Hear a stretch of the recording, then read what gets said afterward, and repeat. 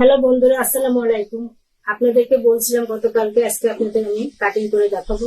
তার জন্য আজকে প্রথম দিন আপনাদের আমি একটা কুচি পেটিকোট কাটিং করে দেখাচ্ছি। 36 ইঞ্চি মাপের একটা পেটিকোট, কোমর হলো 38 ইঞ্চি। এই 36 ইঞ্চি পেটিকোটটার জন্য আমি 2.25 গজ কাপড় নিয়েছি এবং এটা 4 পাটে আমি ভাঁজ করে নিয়ে যাচ্ছি। আর সহজ পদ্ধতিতে কিভাবে পেটিকোট কাটিং করতে হয়, সাধারণত এখান থেকে আমরা পেটিকোটে একটা মাপ নিলাম। নেওয়ার পরে এখানে 3 ইঞ্চি আমি মাপ বাদ দিয়ে আমি এখানে 36 ইঞ্চি মাপটা নিলাম এইভাবে, এবং এর জন্য এক্সট্রা সেলাইয়ের জন্য আমি 2 ইঞ্চি মাপ নিলাম। এখন দুই পাশ থেকে আপনারা মাপটা নেবেন, তাহলে আপনার মাপটা খুব সুন্দর হবে।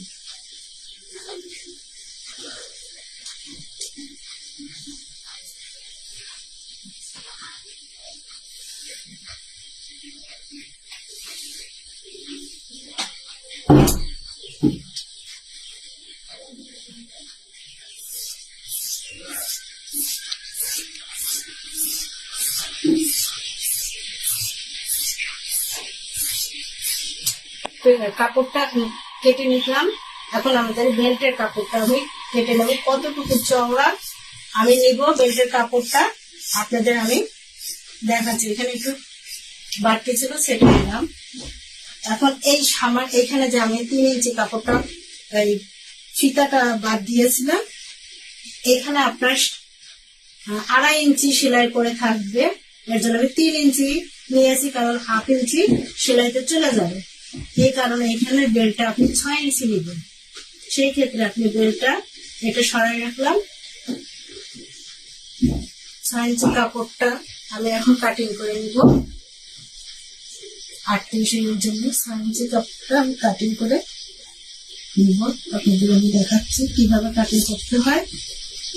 আর আপনারা যারা আমার ভিডিওগুলো দেখছেন, তারা অনুরোধ আপনাদের কাছে ভিডিওটা আপনারা শেয়ার করে দিবেন, যাতে সবাই ভিডিও দেখে শিখতে পারে কিছু। আপনাদের শুধু আপনারা একা শিখলে তো হবে না, অন্যজনকে শেখার সুযোগ করে দিবেন আপনারা। এটা 6 ইঞ্চি নিলাম।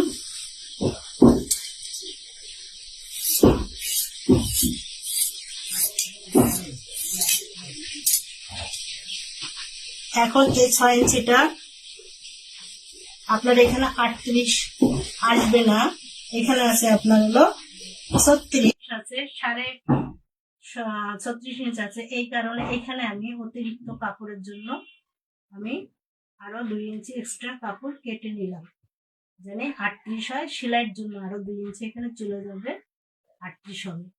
আর বাকি বাড়তি কাপড়টা আমি এই যে বলের জন্য